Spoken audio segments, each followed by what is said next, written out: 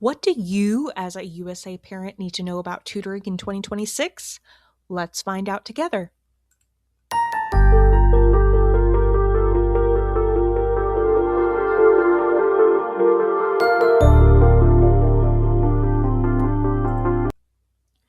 So, first of all, I want you to understand that I am a parent advocate first before I am a tutor, and I want you to know your rights and the legal foundation for your rights. So, in America, we have a wonderful Bill of Rights, and there is a 14th Amendment. Under due process, the U.S. Supreme Court has long held that parents are the fundamental rights to direct the upbringing and education of their children. This includes legal guardians as well. So the choice is honestly yours. You have the legal authority to choose between a public, a private, a homeschool, or hiring a tutor to supplement the education of your child that best meets their needs. Your child also has the right under the USA Legal Code to access to education that is free from discrimination, but this is mainly in public education. So, if you have a child that's born or discovers a disability, or if a disability happens within their lifetime, federal laws like IDEA or IDEA and Section 504 provide specific rights to a free, appropriate public education, which is called FAPE. And you also want to know about the Child Find Law. So, first of all, I know there's a lot of tutors that are in here for the money. I am not. I'm in here for the advocacy. So, as a parent, I want you to exhaust all of your options first before hiring a private tutor. Why is this? Because you should ensure that you have utilized all the resources you already have access to. Number one, I want you to talk to your pediatrician. This is because there is something in the USA called the Child Find Law. This means from birth to 3 years old, if you go to a pediatrician and you find out that there is a physical or a developmental disability, then you have specific rights under that Child Find Law. Your pediatrician can help you with this. So let's say you go to the pediatrician and that's not an issue for you. Or let's say you do find out later on, maybe your child prompts to get an eye exam in school and they're like, hey, this isn't more specific enough. Maybe you should go to an ophthalmologist or test their hearing or go to a speech therapist. Those specialties will come first before hiring a private tutor. And also, I will say definitely exhaust your options of, hey, is this covered by your health insurance? Is this covered by anything other that you already pay for before you pay for an extra thing out of pocket? So if you've already passed through all those hurdles and you don't have any of these issues, then your next step is the public education if you choose to send your child to public school. This is because you want to make sure that you're getting the full benefit of the curriculum that your taxes, whether you send your child to public school or not, already fund. Why do I say this? This is because in my state and a lot of other states, we are passing structured literacy laws and structured math laws and passing a lot of student bill of rights, parent bill of rights laws. So you might not realize that you might have access to tutoring through your public education, or you might have access to remediation through public education, and you should exhaust those options first. Also, you should be talking to your school district. If you are a parent and let's say your kid is getting straight A's, but you're seeing that they're struggling to do homework, if they're taking more than 15 minutes to do homework on their own, that needs to be addressed with their teacher in class in their core curriculum. If you're a parent, you need to know about the MTSS system. Most schools have them, and it's usually 3 tiers. The tier one is general education. That's what everybody gets. Tier two is what some people get. Tier three is what a small population gets. And usually you have to have an IEP or a 504. Now, they're going to say, hey, you need this first before we can do any accommodations or remediation. That is not true.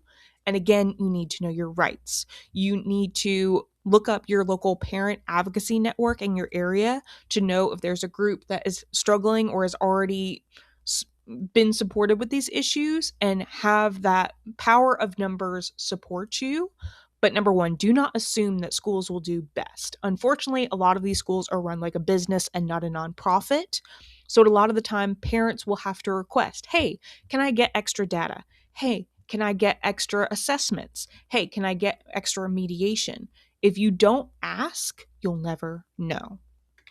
So let's say you are still considering tutoring. You've exhausted all your options. I want you to know, as a tutor and as a parent, that tutoring is a supplement. It is not a substitute. When you choose to send your child to a public or a private school, or if you choose to take on the burden of homeschooling, which I know firsthand because I've done that myself, you want to understand that tutoring is not a replacement for the core curriculum. Tutoring is designed to bridge gaps and provide extra practice and support. It should support not just remediation either. It can also provide enrichment. Let's say you have a first grade student and they're reading above grade level. You might hire a tutor to help them work through the above average work in a pace and in a way that they can understand, that won't ostracize them. And like an example, if they aren't ready to skip a grade, or if they think they'd be uncomfortable skipping a grade, but they still want to do that extra work. But also, tutoring is historically known for more of the remediation kind, where if a student is in first grade, but they aren't reading at the first grade level yet, and you need some remediation and some basics foundation, that is a perfect way for tutoring to use too. But tutoring cannot replace the full school year core classroom curriculum. You also want to understand that a tutor is a partner. They are more of a specialist. They're going to help the student master the material being taught that the primary care teacher in a public, private, or a homeschool setting is providing. If your student is not getting that primary care instruction, your issue is not with the tutor, your issue is going to be with that main teacher. Now, I also want you to understand, where can you go to find a tutor? Number one, you should look at your local school. See if your current teachers offer tutoring. Now, if it's out of your price range, I know my local school kind of offers it very expensively, then go to your next option. There are community centers. There are sometimes called tutoring centers, but also your local library. Sometimes there are high school students that are more advanced. There's college students that need internships, or retired teachers that are happy to help with homework, or there might be the librarian themselves who can offer that kind of resource. Now, if you don't have that option, if you don't have a library option, then please look online. I currently use Superprof as a tutor. These are marketplaces where they vet people. So I had to submit my education and my training so they understand that, yes, I am trained and I'm able to do what I say I can do. Now, I want you to understand that there are several times where tutors like myself are told to vet the parents. And this is because there are a lot of scams online as an online tutor, where a lot of people will see tutoring as an opportunity to, hey, can I pull one over on this person? So the tutor might be apprehensive, but as a parent, I want you to urge to meet the stranger before your kids do. You talk to the tutor first. Don't just let your kids talk to anybody online or in person. You meet the stranger first before your kids do, and then you introduce your kids to this new person in their life. Also, just because they have a shiny, fancy profile, do not hire them on that alone. There are several Instagram worthy teachers, and they look wonderful online, but when you look at their data and the results, they're not always producing the results. So don't judge a book by its cover. Same way, don't hire a tutor because of their profile. Now, you can also ask if they offer a first lesson that can be either a free consultation or a free trial. I personally, because I use assessments, I offer a free consult first. This means I show you my resources that I'm going to use. I talk to you about your child's strengths and weaknesses so I can customize our lessons. But essentially, I'm very explicit that it's a consult. And I want you to understand that some people do offer free trials, to show you what their lessons might look like. And if I have time in my consult, I do that as well. But there are a lot of parents that are sometimes trying to look for free tutoring, which there are free tutor websites out there. But I urge parents to not waste the time of a tutor, because a lot of us out here are in school or have jobs or are doing other stuff, and if you're choosing to waste the time of somebody, that's not going to get you off on the good start of your relationship. But here are some things that you can ask. You want to ask, hey, what is your approach when a student gets frustrated? Do you offer brain breaks? Can they eat snacks? Can they drink water? Can they get up and go? You want to ask what subjects do they offer. I personally only offer reading right now. I don't offer math tutoring just because in USA, in all 50 states, some schools use a project-based learning, and I my training does not align with that.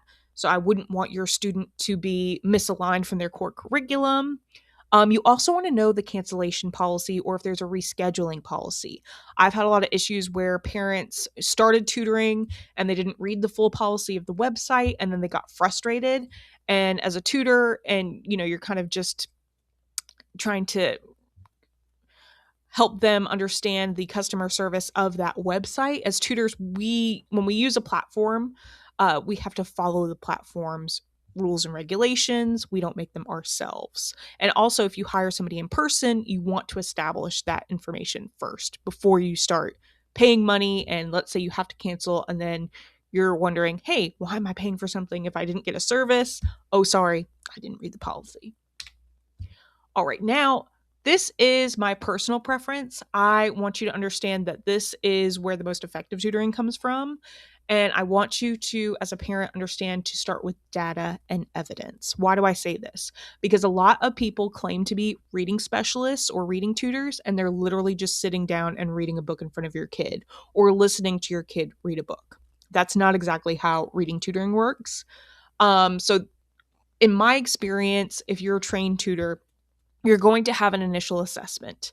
And this depends on the subject that they're working with as well. But a professional tutor should be assessing your student's current ability before starting a series of lessons.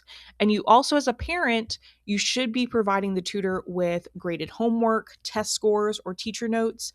Have a baseline of what you want to work on and set SMART goals on how to measure that progress. And then also with tutoring, it shouldn't be just kind of, oh, we're going to fly by the seat of our pants. You should have a targeted learning plan. You should use the evidence that you provide to guide the instruction so you are not wasting the tutor's time, or your child's time on something they already know. So, another thing is setting boundaries.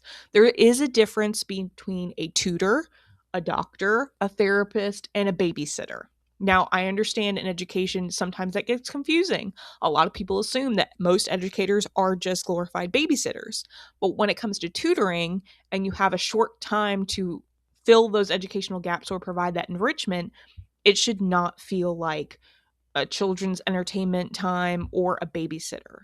Now, as tutors, it's our job to manage the expectations, but as parents, I want you to know what you're going into. A tutor's role is academic growth, not child entertainment.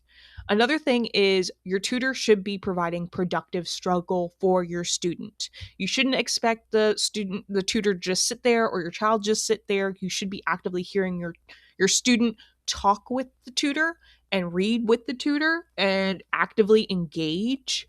It shouldn't just be about, oh, let me throw on a video and you're supposedly going to learn from this video while I'm sitting here in front of your screen or in front of you. Another thing is active learning. The student should be doing most of the heavy lifting.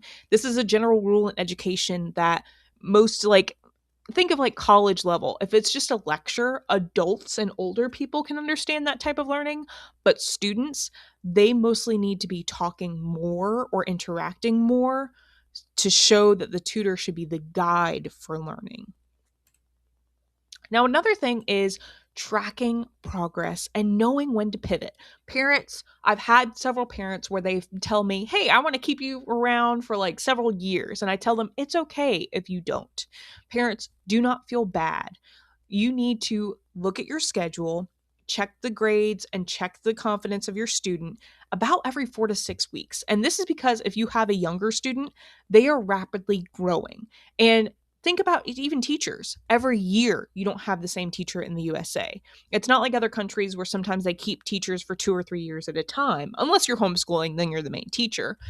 But when it comes to tutoring, you want to know when to make a change. If you're not seeing progress, it's not a fault of always the tutor or the student. Sometimes it's just not a right fit.